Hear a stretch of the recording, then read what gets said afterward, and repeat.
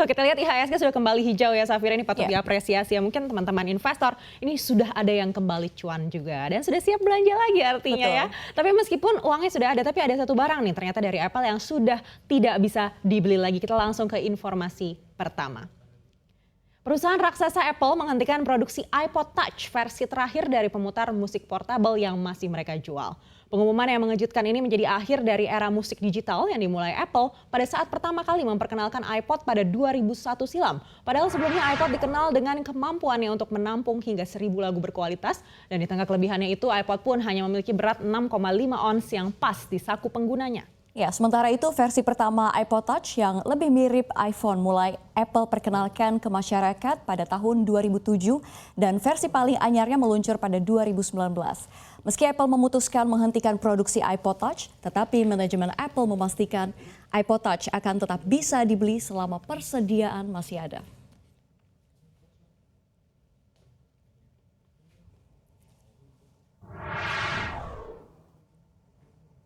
Goodbye iPod, ini seperti sebelumnya ya kita pernah bilang goodbye MP3 player begitu, ini mungkin udah saatnya goodbye iPod juga. Iya benar banget, tapi bisa dibilang iPod ini udah bertahan cukup lama juga ya, gempuran meski ada gempuran handphone dari China dan pemutar lagu dengan kapasitas besar, belum lagi tren pemutar lagu online. Iya, itulah kehebatannya Apple ya Safira, bisa memiliki pelanggan setia. Mungkin kalau menjadi iPhone user, ini pasti punya ikatan tersendiri juga dengan produk-produk Apple. Entah ini mungkin semacam apa ya, racun gitu atau pelet mungkin ya.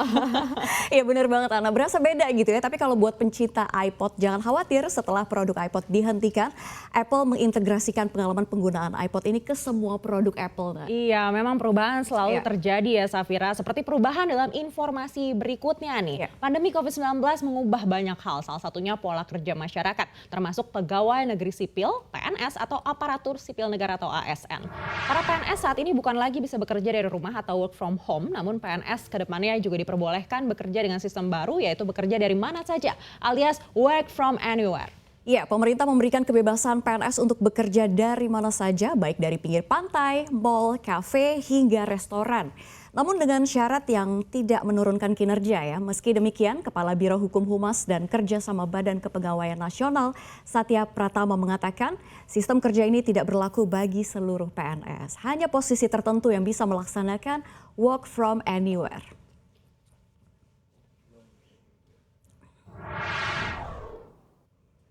Wah Safira, ini asik banget ya sebenarnya kalau bisa kerja dari mana saja. Kita jadi iri mungkin ya sama PNS gitu. Kita bisa nggak ya mungkin pekerja media kayak gitu juga gitu tanpa harus datang ke studio. Tapi nanti bingung juga ya siapa yang siaran malah diganti robot. Iya bener banget. Atau kita lamar jadi PNS aja Dina dan bisa kita kerja from anywhere.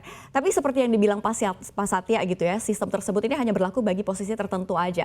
Which means tetap saja ada beberapa posisi yang strukturnya ini masih bisa dilakukan dengan kehadiran fisik, alias harus tetap datang ke kantor, utamanya nih Anda yang bersinggungan dengan pelayanan publik. Iya, memang selalu ada kontroversi ya, jadi tidak bisa sepenuhnya work from anywhere. Nanti kantor-kantor pemerintahan juga sepi dan mungkin jadi angker juga ya, mungkin kalau tidak diisi begitu. Dan untuk rincinya saat ini pemerintah memang sedang menyusun aturan pendukungnya, dan dalam aturan tersebut nantinya akan dirinci secara detail posisi apa saja yang diperbolehkan work from anywhere dan yang tidak. Tapi kalau bicara kontroversi nih ya, Safira, ini ada satu lagi yang cukup menjadikan kontroversi di dunia maya ataupun di dunia nyata begitu ya. Deddy Corbuzier akhirnya menghapus video viral di YouTube yang menuai kontroversi di kalangan warganet. Langkah ini dilakukan Deddy setelah tagar unsubscribe podcast Corbuzier menjadi trending topic di Twitter. Akibatnya Deddy kehilangan sekitar 100.000 subscribers di YouTube dan jutaan followers di Instagram.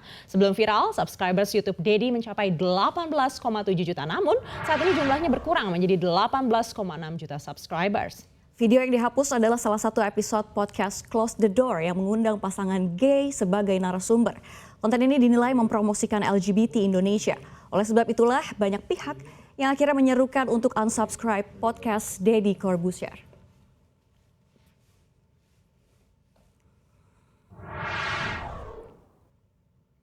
Gimana Safira, kamu termasuk subscribernya Deddy bukan?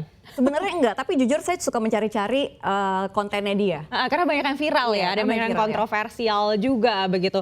Dan kalau kita lihat ini yang kabur ini banyak juga loh Safira, 100.000 subscribers yang kabur. Jadi kalau dibandingkan dengan total yang memang kelihatannya tidak seberapa, dari 18,7 juta jadi 18,6 juta. Cuma turun 0,5%, 1% saja tidak sampai begitu ya. Tapi untuk orang biasa atau untuk YouTuber lainnya yang mungkin baru memulai karir di YouTube begitu ya, 100.000 subscriber itu harus berapa lama waktu yang dibutuhkan begitu ya? Iya, bener banget. Subscriber ini kan juga sumber pundi-pundinya si Om Deddy begitu ya.